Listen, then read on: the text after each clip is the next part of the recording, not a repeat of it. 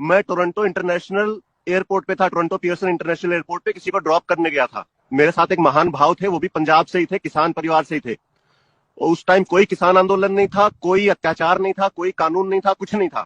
Airport में जब वो जाते टाइम लाइन में खड़े थे, लाइन बहुत लंबी थी तो बातें करने लग गए। वो मेरे मित्र ही थे, अच्छे हैं, अभी भी हैं वो। तो उन्होंने नरेंद्र मोदी जी को गाली निकाली, अभद्र टिप्पणी कही। तो मैंने उनको बोला कि मैंने कभी, मोदी जी तो अभी 2 साल पहले आए हैं, आपको इनसे क्या समस्या है भाई, आपने इतनी अभद्र टिप्पणी क्यों की? तो उन्होंने कहा कि नहीं नहीं नहीं, कोई बात नहीं, कोई बात नहीं, कोई बात नहीं। फिर जब हम वो एयरपोर्ट वाले क्रिया से खत्म होकर के जब हम रास्ते में थे गाड़ी में, तब मैंने उनसे सीरियस नोट पे पूछा, मैंने कहा आप बताओ तो सही, मेरे को पता तो लगे।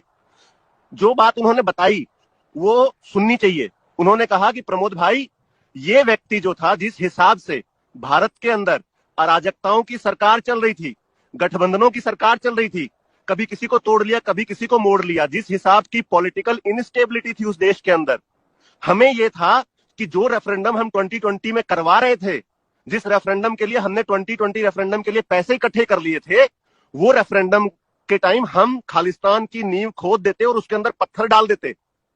लेकिन इस व्यक्ति ने आकर के उसकी धज्जियां उड़ा दी हैं। मैंने कहा वो कैसे? कह रहा इसने भारत को एक पॉलिटिकल लीडरशिप दे दी है, इससे हमें प्रॉब्लम है।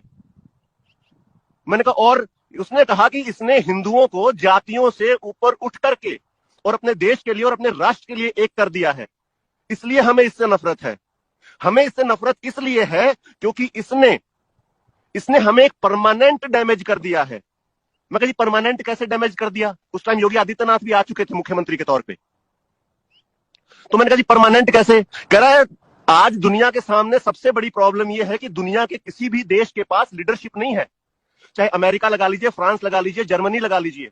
कह रहा है इसने ना सिर्फ भारत को 15-20 साल के लिए अपने नेतृत्व में एक लीडरशिप दे दी है, बल्कि इसने second line of leadership, third line of leadership, even fourth line of leadership भी तैयार कर दी है। जैसे कि अमित शाह, योगी आदित्यनाथ के अन्नामलाई जैसे लीडरशिप आ रहे हैं ना भाजपा के अंदर, और ईमानदार लीडर्स हैं। समस्या इस चीज से है, और समस्या सिर्फ इन भाई साहब लोगों को नहीं है जो ये बॉर्डर पे बैठे हुए हैं, शंभू बॉर्डर पे। इन पूरी दुनिया को यही समस्या है कि जहां की पूरी दुनिया लीडरशिप के लिए जूझ रही है, तरस रही है, कोई उनकी समस्याओं को एड्रेस करने वाला लीडर नहीं है। और भारत को इतना स्ट्रांग लीडर कैसे मिल गया? समस्या इस चीज से है। तो पर्सनली जो आम ये लोग नफरत कर रहे हैं, वो तो इस वजह से नफरत कर रहे हैं कि हमारे मंसूबों पे पानी फिर गया। उसने एक बात और मेरे को बड़ी महत्वपूर्ण कही उस वक्त, कह रहा है कि हम तो ये सोच के बैठे थे कि इन अराजकता सरकार और ये गठबंधन की सरकारों की वजह से 2020 ज्यादा से ज्यादा 2025 में हम भारत को सिविल वॉर में धकेल देते। मैंने कहा सिविल वॉर में? मैं कहा तुमको क्या फायदा था सिविल वॉर से? उन्होंने कहा कि सिविल वॉर में अगर भारत चला जाता तो हम अपना हिस्सा तोड़ के अलग कर लेते, हम अपना देश, अपना खालिस्तान अलग बना लेते। लेकिन इस नरेंद्र मोदी ने, उसने फिर गाली निकाली। इस नरेंद्र मोदी ने वो सिविल वॉर आगे धकेल करके और 50 साल आगे लेकर के चला गया है। मैं कहा होगी, मतलब कह रहा होगी, लेकिन यह है कि हमारे जीवन काल में नहीं होगी। समस्या यहां है। स्वामीनाथन कमेटी की रिपोर्ट तो 2004 में आई थी, मनमोहन सिंह खुद सरदार था, क्यों नहीं लागू कर दी 10 साल के अंदर? कोई पूछने भी आया था कि साहब स्वामीनाथन रिपोर्ट आपके पास आई है और आप जरा लागू कर दीजिए इसको? कोई पूछने तक नहीं आया। जैसे ही एक राष्ट्रवादी और एक पॉलिटिकल स्टेबल लीडर आया जो कि भारत को एक विकसित देश की तरफ और भारत की संस्कृति को आगे बढ़ा रहा है, उनको समस्या होने लग गई और इसके ऊपर आ गया। एक और सबसे बड़ा कारण ये जो अभी लेटेस्ट 5-10 दिन पहले ही पता लगा है कि एकदम से उग्र क्यों हो गए हैं और एकदम मारने मराने पे आतुर क्यों है। ये जो मंदिर बन रहे हैं ना साहब, ये मंदिर धरती की जमीन पे नहीं बन रहे, धरती पे नहीं बन रहे, ये क्रिश्चियनिटी के, इस्लाम के और इनकी छाती पे बन रहे हैं।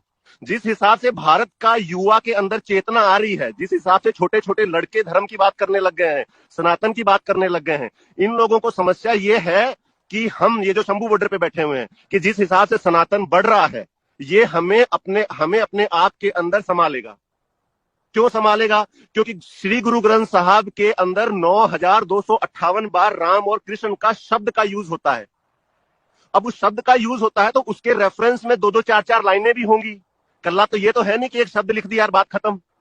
अब उस एक शब्द के ऊपर जब 2-2 4-4 लाइनों का रेफरेंस होगा तो 9000 को आप 4 लाइनों उससे गुणा करिए तो कितना मटेरियल उस पवित्र ग्रंथ में जो है वो सनातन को लेकर के दिया गया है। इनको ये है कि जिस हिसाब से सनातन का प्रमोशन हो रहा है उस हिसाब से तो जो है हमारे लिए समस्या है। कारण ये है। एक और इनका मेन कारण ये है, हाँ जी बोलिए। नहीं, आप अपना कारण बताइए प्लीज, मैं अपनी बात बाद में पूछूंगा जी। तो पहला कारण नफरत का जो था वो सिविल वॉर को अवॉइड कर दिया। दूसरा कारण नफरत का जो है वो सनातन का रिवाइवल है। और वो सनातन का रिवाइवल सिर्फ भारत में नहीं है, वो सनातन का रिवाइवल पूरी दुनिया में है। और वो पूरी दुनिया में इस हद तक है कि आज रशियन गोरा भी हरे कृष्ण हरे राम कर रहा है। आज कनाडा के अंदर जो गोरा बैठा है, जो अमेरिका के अंदर गोरा बैठा है, जो इंग्लैंड के अंदर गोरा बैठा है, जो बीफ खा करके, जो गाय का मांस खा करके बीमार हुआ पड़ा था, उसको ये पता लग गया है कि योग करने से मेरी बहुत सारी समस्याओं का हल है। उसको ये पता लग गया है कि मेडिटेशन करने से जो हमारी एक बहुत बड़ी जनसंख्या डिप्रेशन के अंदर जा रही है, उसका हल है, उस डिप्रेशन से हम बाहर निकल सकते हैं। जब उनको इन दो समस्याओं का पता लग जाता है तो उस गोरे के अंदर जिज्ञासा होती है। वो गोरा दिहाड़ीदार नहीं है कि सुबह 8 बजे से लेकर रात को 10 बजे तक दिहाड़ी पे ही है। उसका खुद का घर है, वो फ्री रहता है। जैसे हिंदुस्तान में लोगों के पास बहुत फ्री टाइम है, फिर वो हिंदुज्म के बारे में रिसर्च करने लगता है। तब उसको समझ में आता है कि जो मैं अभी तक जीवन जी रहा था उसका तो कोई मूल्य ही नहीं था। जीवन जीने का द असली way of living life is Hinduism. और तभी आप देख सकते हैं कि ये ढोल और ये दूसरे भक्ति के उपकरण लेके जो सड़कों पे हरे राम हरे कृष्ण, ये बैप्स वाले, इस्कॉन वाले, रशिया, नॉर्वे, हर जगह जो घूम रहे हैं, ये उसी का एक कारण है। तो इन लोगों को ऐसा लगता है कि ये सारा कुछ जो रिवाइवल हो रहा है ये नरेंद्र मोदी की वजह से हो रहा है, न कि 80 करोड़ हिंदुओं की वजह से। क्योंकि 80 करोड़ 100 करोड़ हिंदू तो 2014 के पहले भी थे, लेकिन वो कहां पड़े हुए थे, उनको कोई नहीं पूछ रहा था। और हम जो है, हमने पीछे इंग्लैंड में और पूरे वेस्ट के अंदर पिछले 40 साल से हम गुरुद्वारे बना रहे थे, हम लंगर लोगों को खिला रहे थे, हम लोगों को ये समझाने में लगे हुए थे कि जो सिक्खी है, जो यंगेस्ट रिलीजन है इस दुनिया का, वो ही बहुत अच्छा है। लेकिन उस 40 साल के ऊपर ये 10 साल के अंदर भारी पड़ गया। इन्होंने तो लाखों गोरे जो है हरे राम हरे कृष्ण कर रहे हैं, लेकिन हम तो 10 गोरे भी नहीं इकट्ठे कर पाते। समस्या यहां है।